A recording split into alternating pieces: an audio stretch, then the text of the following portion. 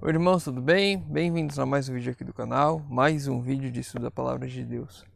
E hoje nós vamos responder a pergunta da irmã Beatriz Dantas. Ela perguntou: por que as pessoas fazem distinção entre o Deus do Velho Testamento e do Novo Testamento? Antes de iniciar, não se esqueçam, se inscrevam no canal, deixem o seu like, isso é importante para que a gente leve essa mensagem para mais pessoas. Não se esqueçam também os pedidos de oração que estão aparecendo aqui na tela.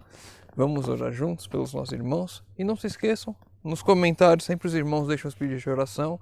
Vai lá, se você estiver orando, dá um like no comentário do irmão para que ele saiba que você está orando por ele. Vamos lá, por que as pessoas fazem distinção entre o Deus do Antigo Testamento e do Velho Testamento? Vamos a alguns textos. Deuteronômio 7. Deuteronômio capítulo 7, verso 2. E quando o Senhor teu Deus as tiver dado diante de ti, totalmente as destruirás. Não farás aliança com elas, nem terás piedade delas. Aqui falando sobre as nações que estavam na terra de Canaã, quando eles estavam chegando lá. Então Deus dá ordem aqui para eles destruí-las sem piedade. 1 Samuel 15, verso 7. 1 Samuel, capítulo 15, verso 7.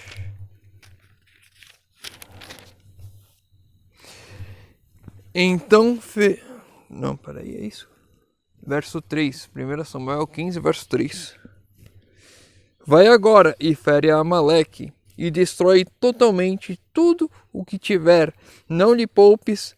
Matarás homens e mulheres, meninos e crianças de peitos, bois e ovelhas, camelos e jumentos. Então as pessoas pegam algumas passagens do Antigo Testamento. Eu não vou explicar aqui essas passagens, mas elas pegam esses textos em que Deus diz: vai lá e destrói, vai lá e mata, e fala: Deus no Antigo Testamento é um Deus horroroso, era um Deus terrível, era um Deus tirano, era um Deus vingativo, era um Deus que gostava de morticínios. E elas pegam passagens como essas para dizer que o Deus do Antigo Testamento era um Deus mau. E aí elas pegam passagens do Novo Testamento. Vamos lá, Lucas 6, verso 29. Acho que essa já deixa bem claro. Lucas capítulo 6, verso 29.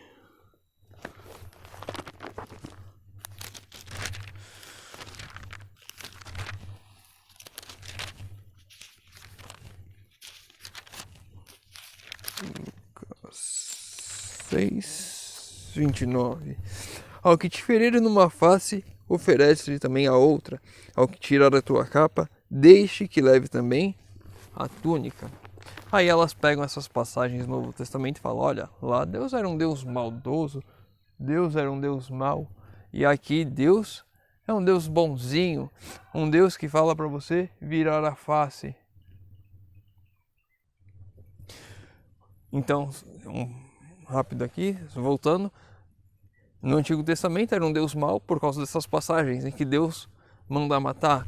E no Novo Testamento era um Deus bom porque Jesus veio, Jesus mudou tudo, Jesus fez tudo aquilo que o Deus do Antigo Testamento não fazia. Era bom, era justo, que parece que não é justo no Antigo Testamento. Era um Deus que tinha piedade, compaixão, misericórdia, como se esses atributos não estivessem no Velho Testamento. Vamos a uma passagem, eu não tinha anotado ela, mas quando eu falei isso ela me veio na cabeça. Mateus capítulo 5, verso 17. Mateus 5, verso 17. Não penseis que vim destruir a lei ou os profetas, não vim para destruí-los, mas para cumpri-los. Verso 18. Em verdade vos digo que até que o céu e a terra passem, nenhuma letra ou só um traço se omitirá da lei, sem que tudo seja cumprido. Jesus não veio aqui para mudar as coisas. Jesus veio aqui para cumprir. Jesus, Deus, no Antigo Testamento e no Novo Testamento é o mesmo Deus. Não mudou nada.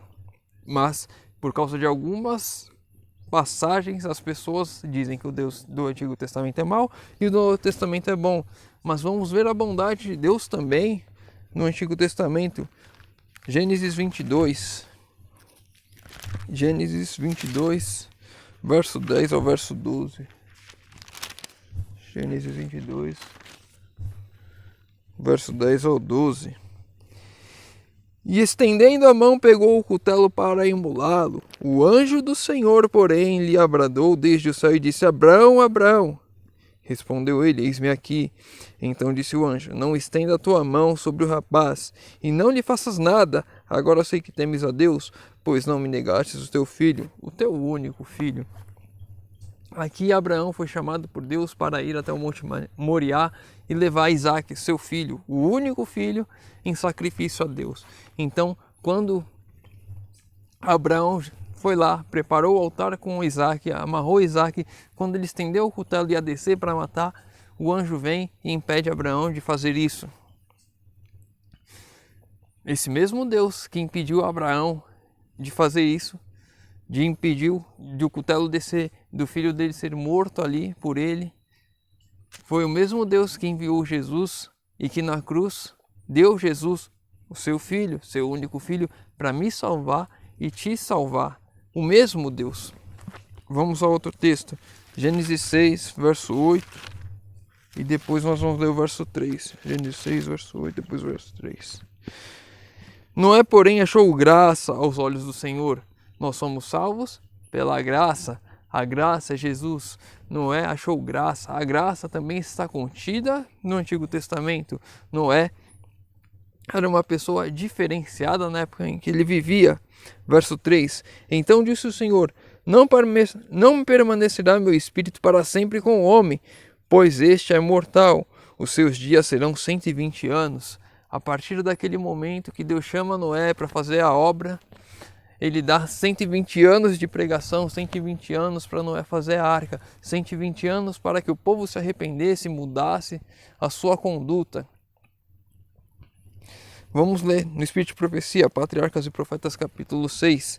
120 anos antes do dilúvio, o Senhor, por meio dos santos anjos, declarou a Noé o seu propósito e ordenou-lhe construir uma arca. Enquanto construía a arca, deveria ele pregar que Deus traria um dilúvio de água sobre a terra para destruir os ímpios.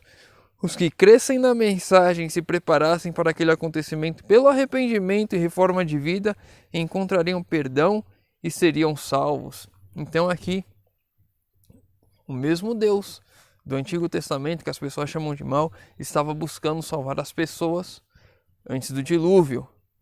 O mesmo Deus que hoje vem buscando a mim e a você para nos levar à salvação.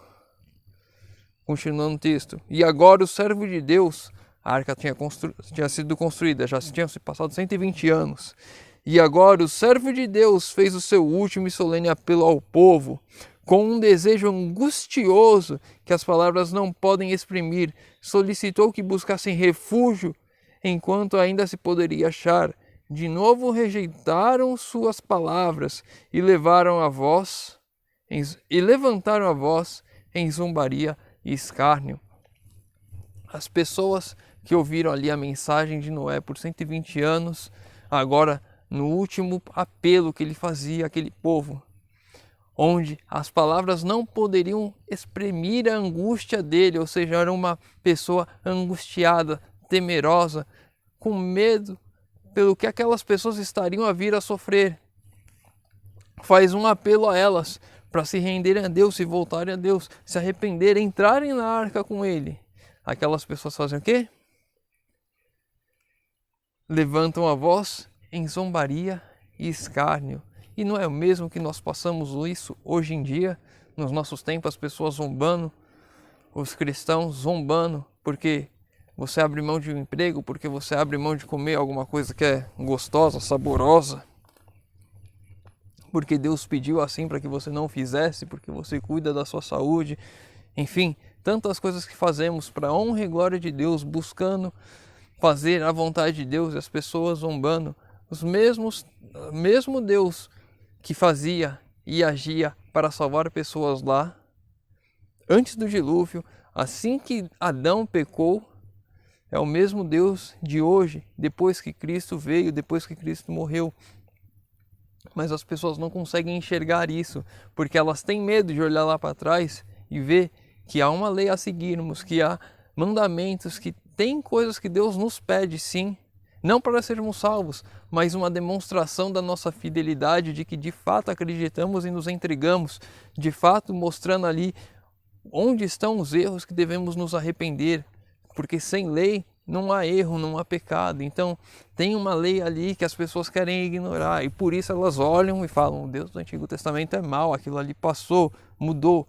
Mas Deus é o Alfa e o Alma, o Alfa e o Ômega, o princípio e o fim. Deus não muda, Jesus não veio para mudar nada. E é isso que nós temos que ter em mente. Quando as pessoas virem a nós com essas argumentações que Jesus mudou tudo porque Deus no Antigo Testamento era mau e depois ficou bom. Não, Deus é o mesmo Deus hoje, ontem e amanhã. Deus é o mesmo sempre, não muda. O mesmo Deus que hoje busca nos salvar, buscou salvar a todos também no Antigo Testamento. Espero ter respondido a pergunta da irmã.